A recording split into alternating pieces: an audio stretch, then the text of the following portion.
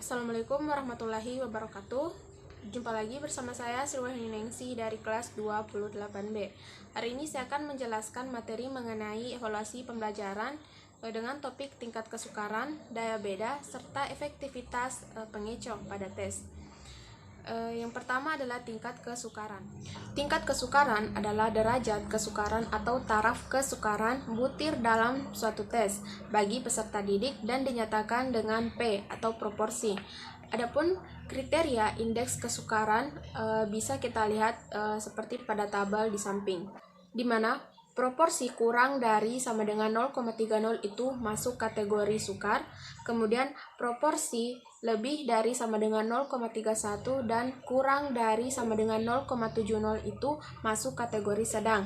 Kemudian proporsi lebih dari sama dengan 0,71 dan kurang dari sama dengan 1,00 masuk kategori mudah. Kemudian berikutnya daya beda.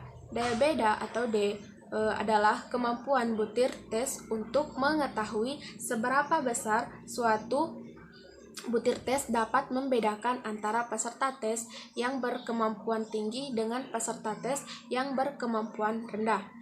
Adapun kriteria dari indeks daya beda bisa kita lihat seperti pada tabel di samping, di mana daya beda lebih dari sama dengan 0,440 masuk kategori sangat baik. Kemudian daya beda lebih dari sama dengan 0,30 dan kurang dari 0,39 masuk kategori baik. Kemudian daya beda lebih dari sama dengan 0,20 itu dan kurang dari sama dengan 0,29 masuk kategori cukup. Kemudian daya beda kurang dari 0,20 masuk kategori jelek atau buruk. Berikutnya analisis pengecoh. Analisis pengecoh atau distraktor tujuannya itu adalah untuk mengetahui kemampuan responden yang sebenarnya dengan jalan memberikan pilihan alternatif yang memungkinkan untuk dipilih, terutama bagi responden yang tidak memahami butir tes tersebut.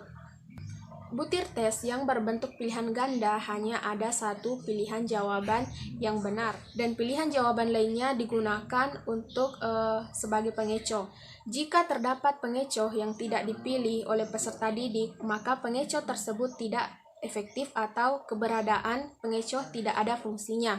Suatu pilihan jawaban atau pengecoh dapat dikatakan berfungsi apabila pertama, pengecoh sekurang-kurangnya dipilih oleh 5% peserta tes, dan yang kedua, pengecoh lebih banyak dipilih oleh kelompok peserta didik yang belum memahami materi yang diujikan. Mungkin cukup sekian dari penjelasan saya kali ini. Mohon maaf apabila terdapat kekurangan. Wabillahi taufiq wal hidayah. Wassalamualaikum warahmatullahi wabarakatuh.